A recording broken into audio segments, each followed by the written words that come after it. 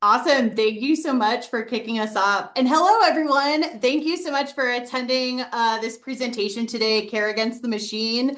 I know it's last session of the conference for many of you. If you're on an East Coast time zone, I'm sure it's later in the day than you want to be doing something. So really, really appreciate everyone who's popping in today. We will talk a lot about care. And I'm presenting with Tyler Watts today. He is currently not in the room. I am assuming technical difficulties because he is very prompt and very on top of things. So I'll just introduce his end, Assistant Professor of Instructional Design and Technology at Mercer University. And my name is Melissa DeWitt. I am an instructional designer at the College of Professional Studies at University of Denver. A few things as we get started as well, just so everyone knows housekeeping wise. You are welcome to use the chat at any point if you want to share things, ask questions, or generally just converse with one another. That is totally acceptable. We'll have some periods too throughout where we might ask you questions or to participate, but again, we'll do that as part of the chat. So do not fear that I will stick you in breakout rooms at any point today. So that's how we're going to go ahead and get started with some of that.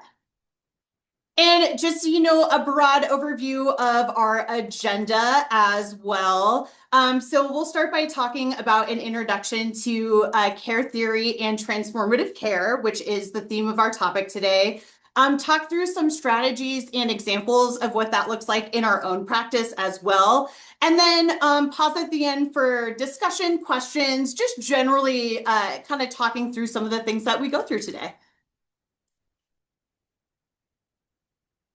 Just to get started a little bit by talking about some of our values as well as presenters and kind of how we're thinking about things, which is also to say that our values may not be your values, and that's also totally fine. And want to kind of frame this around where we're coming from and how we're thinking about things too.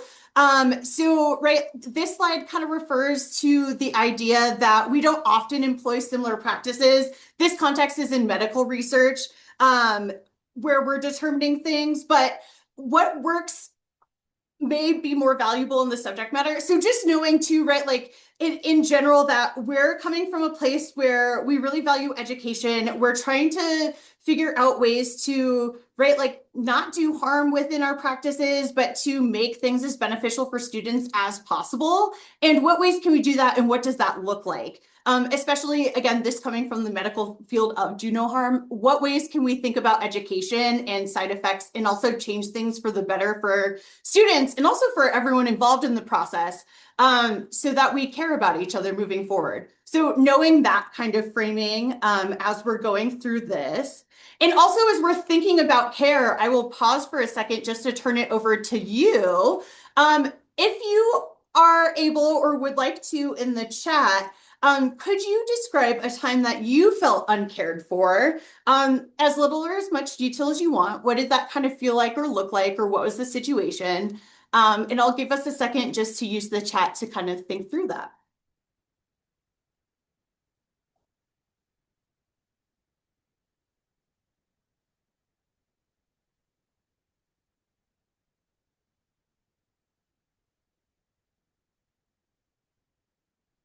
Also, as you're typing, um, loved all your walk-up songs. Someone had asked what a walk-on or walk-up song is. It's like the music they play as you show up to be awesome at your sport, and like introduces you into the arena. So I see coming through as a start, oh, so many times agree in terms of feeling uncared for.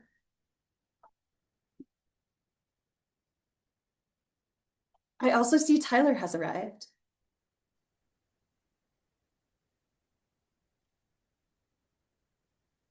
Hello, so sorry. That's okay. We're diving into it, into the chat of describing a time you felt uncared for. Perfect, thanks. And context, that's a great question, Denise. You could do that in, if you want to stick to a specifically educational context, please feel free to frame around that. If you want to take or think about care or feeling uncared for in any time of like what that looked and felt like, that's perfectly fine too. We're not picky about how you answer this question. Ooh, I see when right, like your partner might only care for physical and not emotional needs, so caring about one piece of you and maybe not all pieces of you as a response.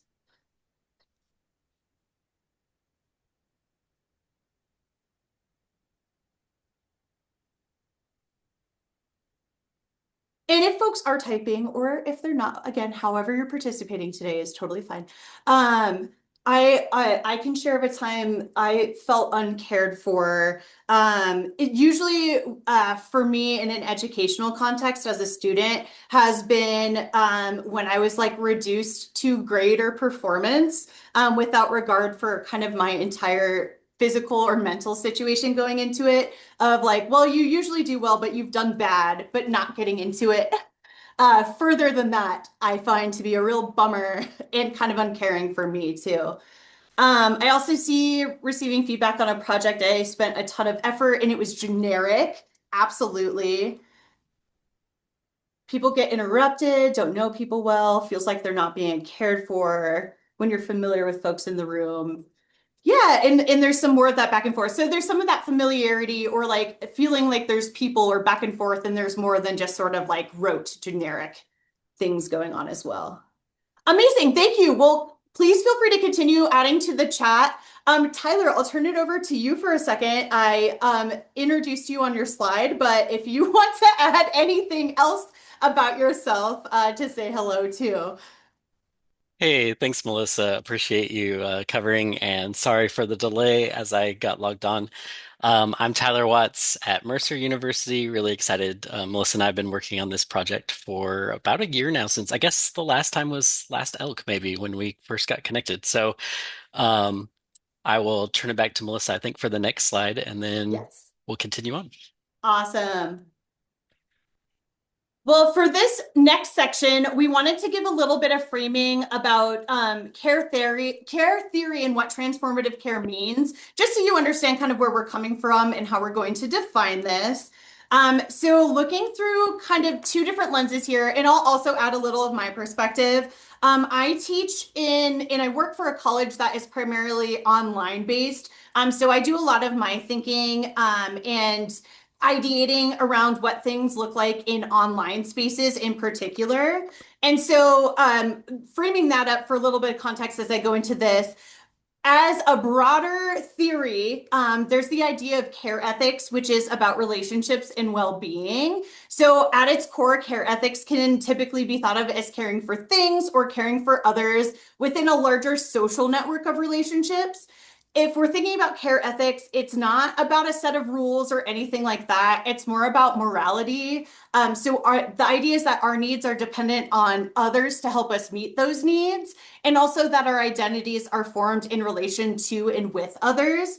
And there's typically two roles when we're talking about care theory more broadly. One person is the carer, and the other is the cared for. And these roles can change depending on the situation, but typically the carer listens attentively and responds to the cared for's needs. And this is a relationship that requires attentiveness, reciprocation, and responsiveness.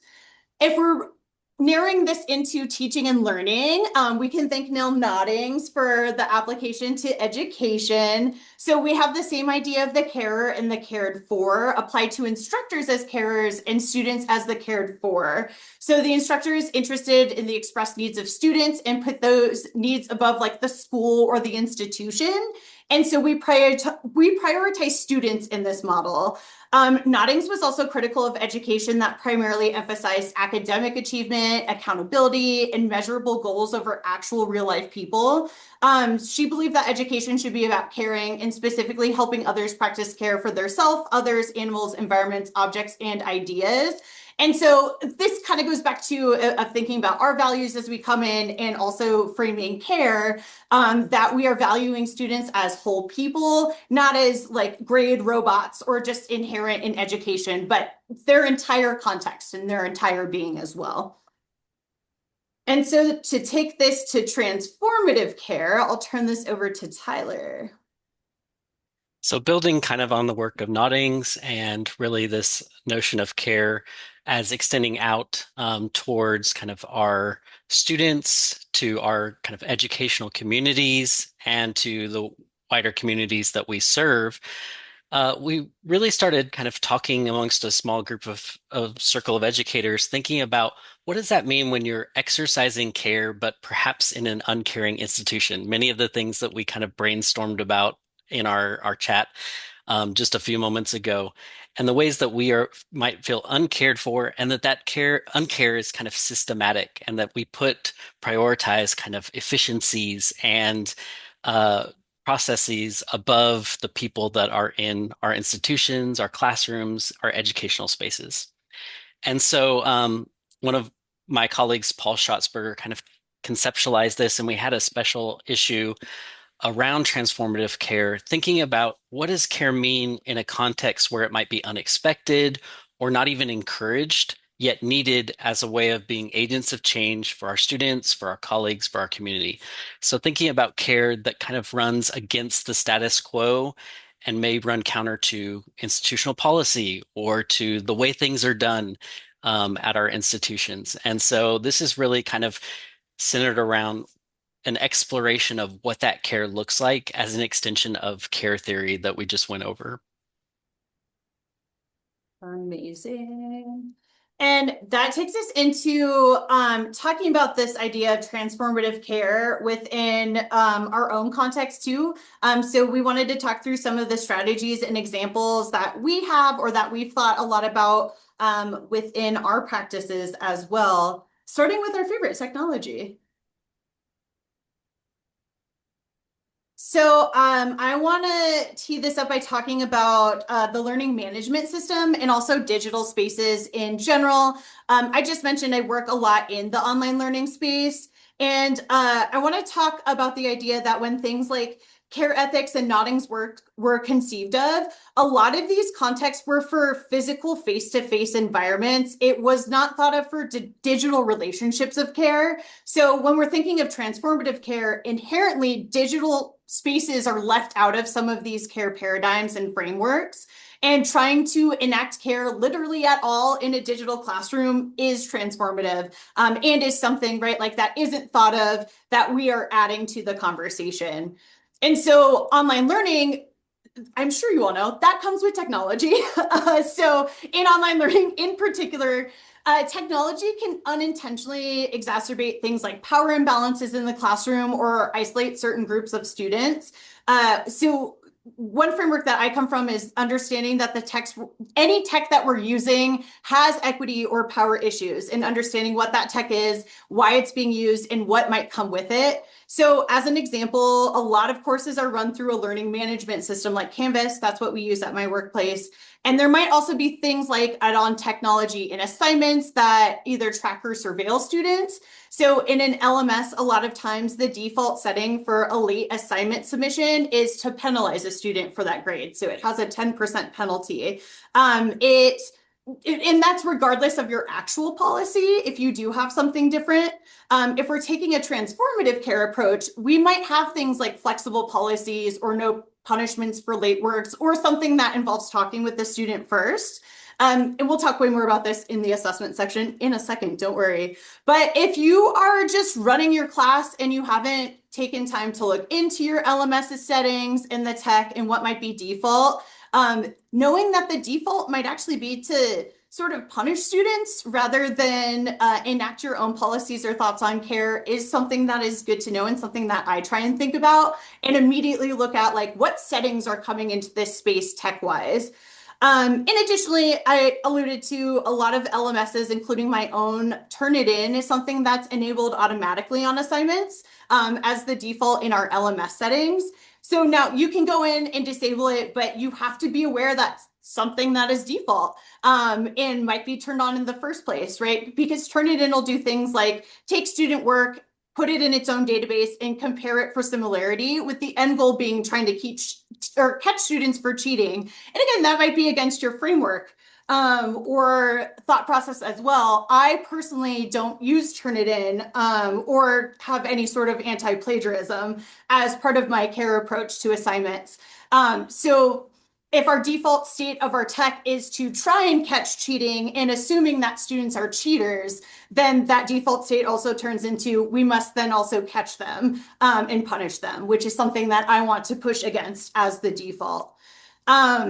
And then the other thing that I'll mention is there can be unintentional risks if instructors and designers don't understand the technology they're using, right? Such as proctoring software for facial recognition or things that disproportionately penalize students of color or students with disability who don't display expected movements or tracking. So all of this to say, what if instead we were leveraging technology to build relationships and foster caring environments rather than default as, okay, let's have this technology so it's set to punish or catch or transgress? And I love the mention in the chat of like the default for an LMS is 11:59 p.m. on a Sunday night as kind of our default due date, when the reality is nobody's waiting to 12:01 to do their grading. I'm not. I'd hope you wouldn't be. Uh, I went back and I found this old kind of capture of a tweet from 2022, and just one of those that not only are kind of the systems that we use not necessarily designed for care or defaulting to care, but sometimes the systems are advocating for kind of surveillance or approaches that are not centered around care for students. And so, not to call out just one company here, but I'm going to put them on blast in terms of someone was talking about not sure students know that perusal informs us of time spent actively reading 2 articles, 2 minutes read. So someone kind of identifying that students were not doing the reading, and perusal with their reply of we caught them. And from that moment on, it just put a kind of light bulb in my head of, oh, here's a company that is not centering kind of the value of students and the approaches that even Melissa and I were talking earlier about, that students may not be doing the reading within the systems that we put in place, or they may be taking different approaches that are not using these technologies. And so being mindful of that, being considerate, and kind of just taking that adversarial kind of context that sometimes are set up by the systems that we use, or even just teaching and learning in general, and focusing instead on what can we do to build trust and to foster that care, and to assume the best for our students and that they are there with good intentions. And so all of these kind of this example kind of wraps up like, do our partnerships with EdTech kind of undermine some of the areas that we're wanting to emphasize care? One kind of thinking about this that I really like is this concept of entangled pedagogy by Tim Fawns. Sometimes I think we've all heard kind of that pitch of like, if you get the pedagogy right, then the technology is just going to flow naturally. And I think it's a little more complex than that. This is a nice way of kind of picturing that, of that they're so entangled that, and the negotiation between pedagogy and technology is so complex that we really need to give the space and time to consider what are those implications of our technology decisions. And the next slide looks at kind of a way, here's a framework that you might consider. It's one I've been using with my students. It's called the evaluation technology. I forget the exact title of that framework, but basically, how do we ethically evaluate our both pedagogical innovations and technological decisions within our classroom? So this considers like some of the things that I think we're always considering, like what are the benefits for students, what's the learning use, but also things that we might not necessarily put at the forefront, like what is the feasibility, thinking about cost, and whether that's something that where we're exercising care, thinking about the ethics of the technologies that we're bringing into place. One of the things that I really try to emphasize is like, okay, I know textbooks cost a tremendous amount on top of all the other fees and tuition associated with that. And so thinking about feasibility helps me to think about what's the cost of the technology? Is this something that's provided for students? Are they having to pay a fee for that? And so thinking about what are the ways that we can adopt like open access materials to further promote care in ways that are not necessarily tangible to the teaching and learning enterprise directly, but still have a really strong impact on our students.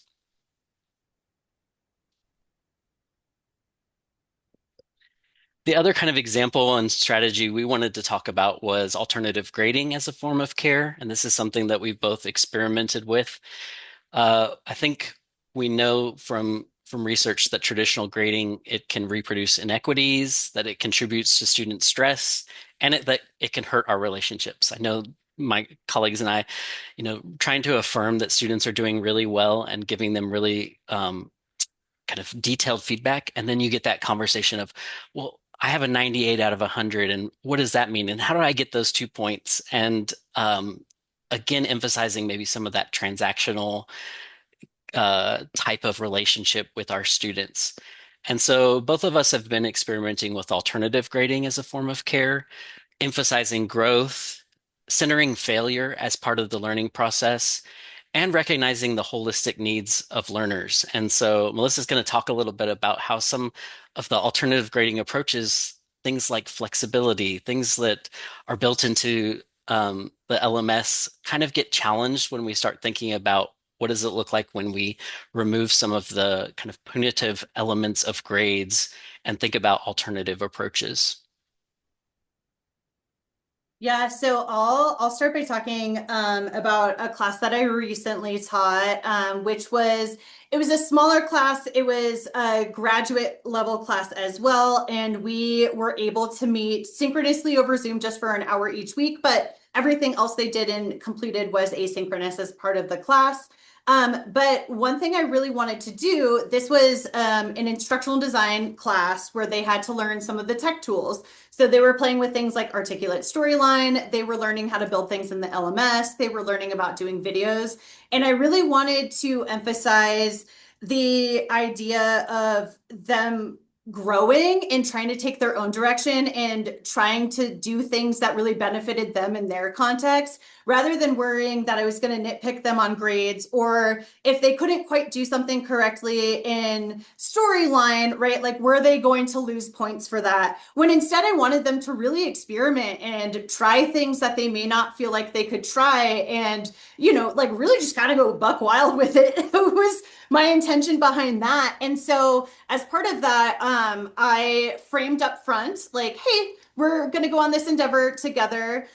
There were several reflections throughout the class where students would talk about early on about their learning goals, what they were hoping to learn throughout class. And they would also talk about what they were trying, what they might have failed, what they might do differently, and also keeping track of how they were sort of growing throughout.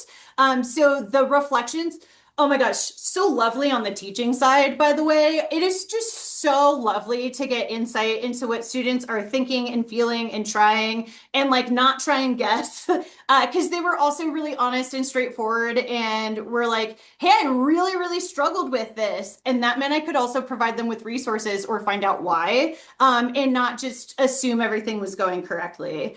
And so we had those reflective components throughout the class. They were able to adapt assignments, honestly, however they wanted. I guess within reason, but I didn't have like a lot of reasons not to let them do anything they pitched. They would ask things like, hey, is it okay if I do this in the assignment? Like it says do XYZ in the video. Can I do something else that'll be really cool? And I said, absolutely. So the ability to adapt and be flexible was built into all of the assignments as well. And then we wrapped up with a final showcase, which was also lovely, where they presented what they were proud of in artifacts from their learning and documented essentially their learning journey throughout the class.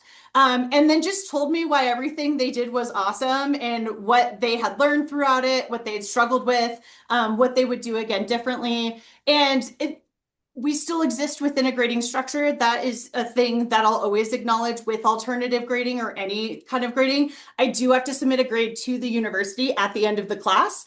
And what we did was we talked about it.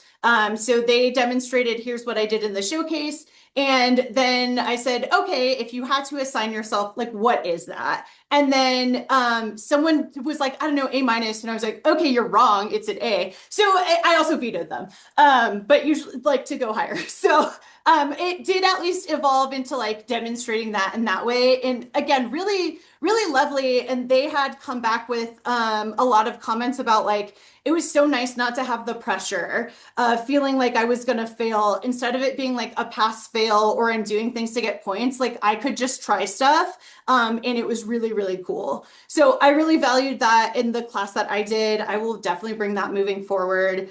I already alluded to having flexible late policies. That's always been a part of my class. I have a teaching philosophy statement where I talk about care ethics actually and what I'm trying to do within the classroom. And then I explain my policies in that framework. So for late policies, for instance, there's no lost points for late assignments. I allow assignments to be late, but I do ask for them to tell me ahead of time and for us to make sure we manage a new due date. Partly I'm transparent where I say, I also have to grade you and I also don't want you to fall behind. So can we talk about it? So it ends in a lot of conversation about like what's going on and also insights into what they might need to feel supported. Because there's been everything from like, I've had a sudden death in the family and that's why this is late to like, I don't know, I'm dead overwhelmed and I really mismanaged my time. And then I can give them resources on that. I also don't ask them to give reasons, but they tend to. That kind of emerges as part of it. But that's also something that I enact in all of my classes is flexible policies, just making sure that they have the time and space for those deadlines. And my last thing I'll add, I am in a lot of disability spaces. I have disabilities and illnesses myself. And so a lot of times in online classrooms, students with disabilities might not be part of the traditional on-campus classroom space because it might not be accessible to them. And so because of that, a lot of my online students have had disabilities, whether they've had accommodations or not. And it's not something I ask them to disclose, but I do have an inclusive learning statement also as part of my class, where I state that I'll modify things or we can adapt kind of anything needed in the class as long as we have a conversation about it. So for instance, if they're doing an assessment and they're not getting it, but they're like, I really think I could explain this to you over video or presentation. We can adapt that from like a writing assignment or whatever it might be. So I try and invite in a conversation and this is with or without accommodations, partly because the accommodation process involves having access to healthcare, having the time and resources and requirements to even know what to do to get the paperwork you need for accommodations. And the medical system is like awful. And so I'm trying to just lessen that as much as possible by inviting in like whatever you have, like no matter what, like, is there something that I can adapt to make your life better? And just opening that up as part of my teaching practices as well. Okay, I've rambled on for so long. You I'm are turning back good. to Tyler. I would just build on one thing, and I think Yeah. you raised such a valuable point is like allowing space for students to ask for extensions or ask for help and not necessarily requiring them to drudge up. Like I feel like so many times students have like they feel like they need to justify like this is sufficient enough trauma to excuse an assignment. And so giving them like permission to ask for that without necessarily having to speak to that, even though sometimes maybe they want to share that because they need that support. And so I've tried to build in similar practices, like just having a Google form where they can say, this is what assignment I need to have an extension on. This is when I want to turn it in. And if they want to provide information about why, they can, but that's an optional response. And that helps me kind of that self-care part of this equation too, because otherwise then I'm just managing all sorts of messages and trying to remember what kind of flexible options I've given to people. And so being kind of leveraging the technology in ways that promotes care. The other piece of kind of thinking about an example was just building relational rich spaces, particularly in an online environment. And so really centering the human experience and acknowledging the reality of our students. And I think if you look at that GIF over there, you could probably all have been in that moment where someone asks you how things are going. And I'm sure you're familiar with this, of this poor child answering, it's fine. And then, the reaction there. So just some things very simple. I don't think these are earth-shattering things that are transforming my courses, but putting that relationship with students first. So I try to do like a pre-course survey of like what's going on in your life and what are some things you're dealing with if you want to share those, just so I can be aware of what's happening. Maybe this is your first online course that you're coming into education after a significant break. Maybe you're dealing with some health issues that you're balancing with things. So it's an invitation for them to share those, but it's completely optional, and not every question in that survey is something that is required. And so it's just a chance for students to let me know things in advance that I can be anticipating, and maybe they need extra support. I think what I've seen a lot of times is some of those accommodations, like Melissa mentioned, come out through those pre-course surveys. I do like a course check-in, which is really just more like pedagogically and from the curriculum. Are things working? And are there things that I can adjust prior to the end of the course? So instead of me getting that information at a student evaluation when the benefit is gone for that person within the course, what can they tell me that are things that I can hopefully modify? And then I really try to collect those. Those are anonymous, and then really speak to how I'm addressing those in like an announcement in the course as part of my daily or weekly announcements. And then the big thing, I think, we're when we want to be there for our students, we're often very responsive to their needs as they come in. But at least for me, I'm not proactive in terms of letting students know maybe some of the things that if they were to ask, they would receive, but not communicating those early on. So, like the flexibility of my classroom space, I've been more intentional about building that into what communications go out early on so that students know that before asking for some of that flexibility. I think it's also just unsolicited messages of like, hey, I've really seen you doing some really stellar work with these particular assignments, or you've really been engaged in some of our community online.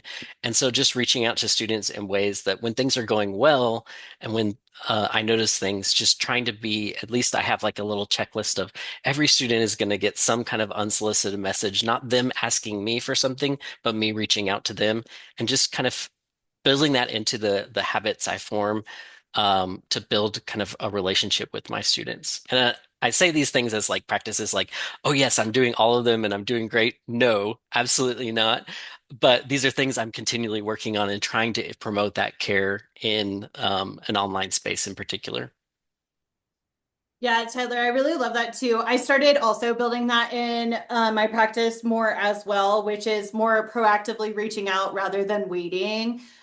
Usually, I'm on the quarter system, also wild, but usually around week 3, I'll just send everyone an individual message that's like, hey, how are you? How's it going? Anything you want to tell me, anything that's coming up. And it's really casual, but has been really nice of just getting some of that feedback and also inviting it in rather than hoping it comes in. And that'll take me into my current favorite thing to yap about, which is discussion boards, especially in an online classroom. Right, like a lot of times building relationships or relating and having discussions with one another, I think about all the time because it's so much harder online, even in a synchronous setting, but especially in an asynchronous setting where you may never actually meet or like physically talk to anyone that you're interacting with in a classroom. And the low hanging fruit tends to be the discussion board, which a lot of people hate. And I mean, for good reason. There's a lot of bad discussion board situations out there. Um, right? Like a lot of times the discussion board is seen as only a site of assessment or only a space that you can talk about content or like do this stuff in the class or do something for assessment. Um, but I like to think a lot about the natural flow of conversation in a classroom where things this is where I admit like my weaknesses as a teacher. I'm off topic all the time in the classroom when it's in real life. And actually, they learn that really early on that I'll talk about anything and they'll derail me on purpose.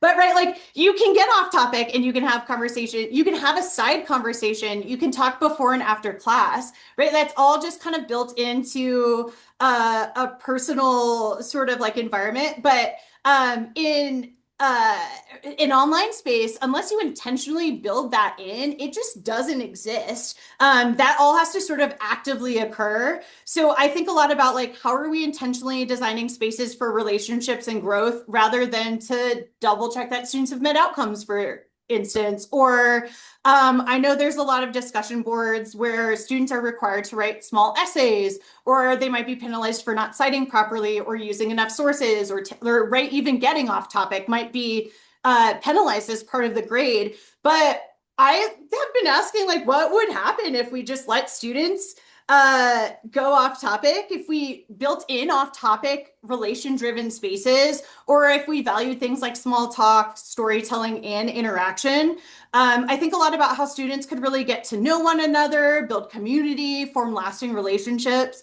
And so, as part of my practice, I have tried more and more, both as an instructional designer and then also as an instructor. Like these are separate personas sometimes.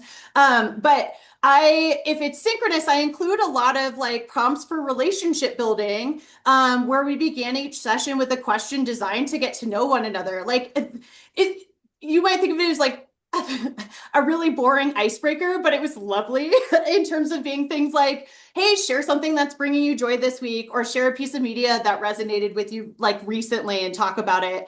And that works really well in a synchronous space, but in the online asynchronous, I have started pulling in more things like, hey, share a picture of how you're feeling about like research this week as we've gotten further into the class. Like, what are your hangups? Can you all support each other on that? Or inviting in opportunities to go off topic in conversations. Like I make a lot of videos in my class about how much I love Survivor. And inevitably in the discussion board, someone's like, hey, by the way, did you see the Survivor episode? And I am happy to chat about that, even if it's off topic, or even having a sort of free for all space that is, if we're like, even within a traditional grading format, is still valued within the grade book, but it's just relationship driven instead of content driven. And I have found these to be really like rich experiences rather than off topic or fluffy or things like that. I think that is the real work. And I think it's just as incredible and important, and worthwhile as making sure students like got the thing I was trying to teach them, as part of it as well. So I also think about it as, right, like trying to resist some of these transactional models of education, trying to value relationships as part of it too, and just being really intentional for the design and value of human connection over all else, as one of the purposes in class. And as an aside too, I will say it can be jarring for students to be like, it's cool if you talk about fun things, or like, I am inviting in these conversations. So I do try and frame up what I'm doing where I'm like, I did ask you to tell me about a movie you saw recently. Here's what I'm trying to do, by the way. Otherwise, they're also like, what is happening? And usually they, at least in my experience, they have caught on and they've really bought into it throughout, so we could get to know each other. But I will say, like, especially some of these things we're talking about has had a lot of teeing up and framing for students because it is not what they're used to and not what they're expecting in the classroom. And so it helps to frame some of that as well. And then we have a wrap up question to kind of bring us in as we have about 9 more minutes. Tyler, anything else you want to add before we ask him a question? Would just say like and this is kind of maybe my pondering about this as well of like how do you get to like something that changes at the institutional level? And I think it's kind of that ripple effect and some of the things that Melissa and I have been sharing is just of like our hope is that I start having conversations with other faculty about my ungrading practices and alternative grading, and that leads to other people adopting it. Or what kind of approaches that and strategies that I'm doing in an online space that allows other faculty to adopt those as well. And so it's sometimes hard to see, okay, is this really transforming my institution or is this transforming the educational experience? And I think of that cliche like of this the child throwing starfish back into the sea, and it matters to this person. So if nothing else happens, but the way it kind of is realized at my institution is through that individual students feel that care, then I'm okay with that, even if it doesn't go beyond that. So I hope that is encouraging for you. If you're employing some of these practices and you're feeling like you might be alone, you certainly are not, just looking around the workshop here and those who are interested, but that it does have a real impact on our students and our learners. Yes, I love that. I'm a real sap for education at the end of the day, where I'm like, if one person felt cared for, I'm pretty happy about that being transformational. And I could see as part of this final question, we asked at the beginning, think of a time that you felt uncared for, or what that did that look like, or what did that feel like? If in terms of us asking this question, you can either reflect back to that, or you can think about like care in general in education. What would a future look like? Could we imagine a future where care is prioritized? So you can either do that by thinking about like, well, here's all the times I felt uncared for. What if it was this?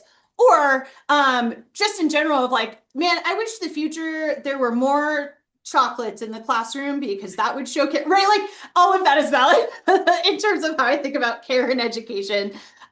So I have that in the chat. If you want to think about that, you're welcome to respond in that board. While you're thinking about that, we wanted to do one little plug and then open up to questions. So as you're thinking, our little plug here is, and I'll put it in the chat, we have a new text out. It's open access text. Melissa and I both have contributed chapters to that. I would definitely highlight Melissa's, especially in the context of this conference, because it's thinking about care in the context of online courses and online learning. But just to reiterate, kind of back to some definition making, it's the transformative care, the belief that every person is to be valued and cared for above and beyond systems or structures that might be easy, convenient, or scalable. So choosing the sometimes harder work, but much more rewarding work of choosing care in our educational practice. Ooh, I see in the chat size limits on classes. I feel that a lot, a lot, a Mhm. lot. A lot of the things that I talk about in particular, sometimes my caveat is like, and my class was really small, so I could put all that attention in. But if I had 30 students, I would not have been able to do this. And that I think is worth acknowledging. Absolutely. And we'll also open up to if you want to respond, feel free to have conversation or discussion in the chat. But also, if anyone has any questions or comments or anything, you're also welcome to unmute, and we would be happy to answer. We do have references.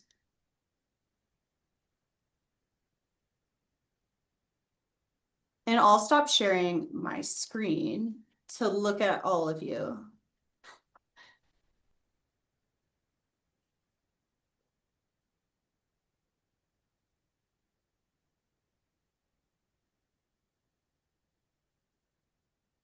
And I also see in the chat a comment about doing things like icebreakers, introductions, encouraging pauses. Oh, yeah, around thoughts so people don't feel interrupted, so people can take the time to think and share. I love that. I'm somebody who just wants to just steamroll right into it. So, like, it turns out some people think before they speak, which is incredible. And so, also acknowledging that I think is amazing.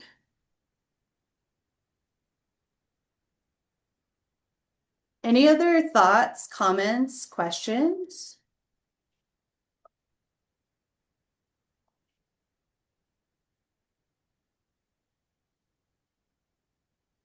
Being mindful of kind of the language we use. That's great. Just being taking a moment to pause. I think it's the same thing when we think about like what technologies we're using, but what is the contextual kind of clues and language that we use in our materials? Yeah, I thought about this a lot. I didn't realize how sort of like US centric a lot of my examples and things had been until I taught an international class where half the students were internationally based and the other half were US based. And so I used something like peanut butter and jelly, and they were like, "What are you talking about?" So yeah, the cultural reference piece or just being cognizant of that.